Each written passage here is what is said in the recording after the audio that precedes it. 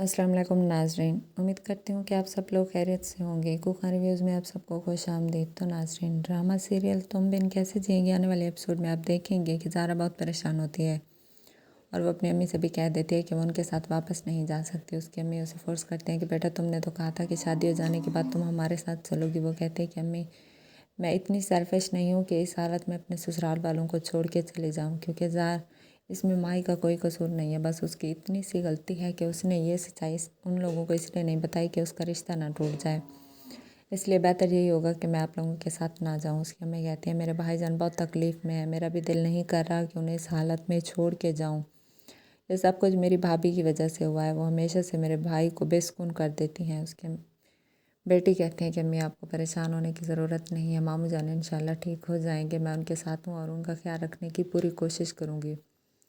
वो कहती हैं कि हाँ मुझे मालूम है तुम उनका ख्याल रखोगी, लेकिन मैं भी एक बहन की हैसियत से यहाँ से नहीं जाना चाहती। तो वो उसके बाबा कहते हैं कि हमें तो चलना ही होगा, आखिर हम कितने दिन एक बेटी के घर में रह सकते हैं और ये लोग ज़हरा के ऊपर कोई फिर से इल्ज़ाम ना लगा दें, हमें यहाँ से चलना ही होगा क्योंकि ये हमारी बेटी का घर है।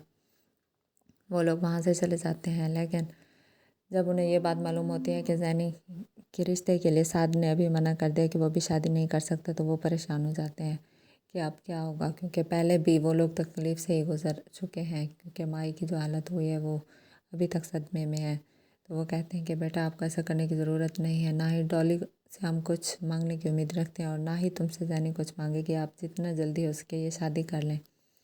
लेकिन वो लोग शादी से मना कर देते हैं कि टाइम आने पे ही वो शादी करेंगे, क्योंकि अभी उसके हालात ऐसे नहीं है साथ के कि वो सब कुछ सैनी को प्रोवाइड कर सके। इसलिए वो अंकल से सॉरी कर देता है कि अंकल अभी मैं शादी नहीं कर सकता, वक्त आने पे मैं आपसे खुद ही ये रिश्ता मांगूंगा। तो वो लोग खामोश हो जाते हैं, लेकिन ज़ारा बहुत परेशान होती है जब उसके मामू ये बात करते हैं कि तुमसे ये उम्मीद नहीं थी बेटा, तुमने भी मुझे धोखे में रखा। अगर ये सारी की सारी सच्चाई तुम्हारी मम्मानी जान ने उन लोगों को नहीं बताई थी तो तुम मुझे बता सकती थी, मैं उन लोगों से खुद बात कर लेता और उनको सारी की सारी सच्चाई बता देता कि सारी सच्चाई ये है। फिर वो लोग इस रिश्ते से कभी मना नहीं करते, क्योंकि वो मेरे अच्छे दोस्त हैं और मैं अपने दोस्त को कभी धोखे में ना रख सक। वो कहती है कि मामू जान, मैंने ममानी से कहा था कि वो सारी की सारी सच्चाई बता दें, लेकिन ममानी ने मना कर दिया था कि मैं ये रिश्ता बर्बाद करना चाहती हूँ, इसलिए मैं खामोश हो गई थी और मैंने उनसे कुछ नहीं कहा था। और मैंने माई आपी से भी कहा था कि सच्चाई बता दें, लेकिन वो उल्टा मुझसे गुस्सा होने लगी। तो वो कहते हैं कि अच्छा बेटा, तुम्हें परेशान होने की ज़रूरत नहीं है, मैं फिर कोई ना कोई ज़रूर हल निकालूंगा। बच्चे अगर गलती करते हैं तो माँ बाप का फ़र्ज़ होता है कि उनकी इस्लाह करें, इसलिए मैं भी यही चाहता था कि अगर मेरी बेटियां गलती कर रही थी मुझे मालूम हो जाता तो मैं इनकी इस्लाह ज़रूर करता, क्योंकि मैं ये गलत कदम ना उठाने देता इन्हें।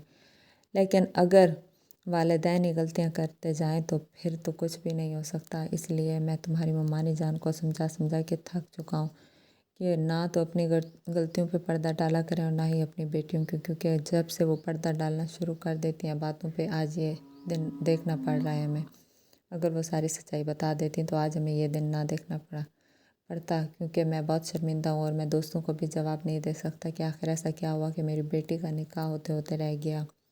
इन लोगों को तो कोई परवाह नहीं है, ना इन्हें अपनी इज़्ज़त की परवाह है और ना ही मेरी। मैं तो थक चुका हूँ इन लोगों से। वो कहते हैं कि मम्मा नहीं, जान ने ये सब कुछ जानबूझ के तो नहीं किया, वो भी बस इसलिए ये छुपाना चाहती थी कि उनकी बेटी का घर बर्बाद ना हो।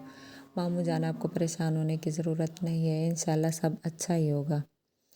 इसी तरह से अदनान अंकल जब उसकी बातें सुन रहे होते हैं साथ की कि वो लोग रिश्ते के लिए आए हैं, तो वो बहुत परेशान होते हैं कि रिश्ता जल्द अज जल्द ख़त्म और वो जैनी के साथ खुद चक्कर चलाएं। तो साथ कहता है कि अदनान अंकल हमारी बातें क्यों सुन सकते हैं, तो जैनी उन्हें बताती है पता नहीं, मैं तो आई तो वो लोग हमारी बातें सुन रहे थे, इसलिए मैं खामोश होकर वहाँ से चली गई और उन्हें चची जान यहाँ से लेकर चली गई। वो कहते हैं कि ये बहुत तेज़ हैं और मुझे मालूम है ये कुछ ना कुछ गलत ज़रूर करना चाहते हैं। तो वो कहती है कि अदनान अंकल ऐसा कुछ नहीं करेंगे, वो शादीशुदा हैं, तुम्हें ऐसा सोचने की ज़रूरत नहीं है।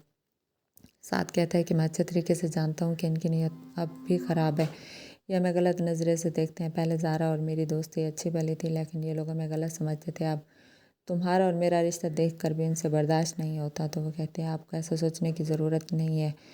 तो वो कहता है क्यों ना सोचूं, वो शादीशुदा भले हैं लेकिन मर्द अक्सर शादी के बाद ही बदलते हैं, शादी के बाद ही उनके अफेयर शुरू हो जाते हैं, तुम्हें इन पे ट्रस्ट नहीं करना चाहिए। तो नाजरीन ये सब आप देखेंगे आने वाले एपिसोड में। और अगर अभी तक आपने मेरे चैनल को लाइक और सब्सक्राइब नहीं किया तो कर दें, ताकि तमाम मज़ीद आने वाली वीडियोज़ आप देख सकें। तब तक के लिए अल्लाह हाफ़िज़।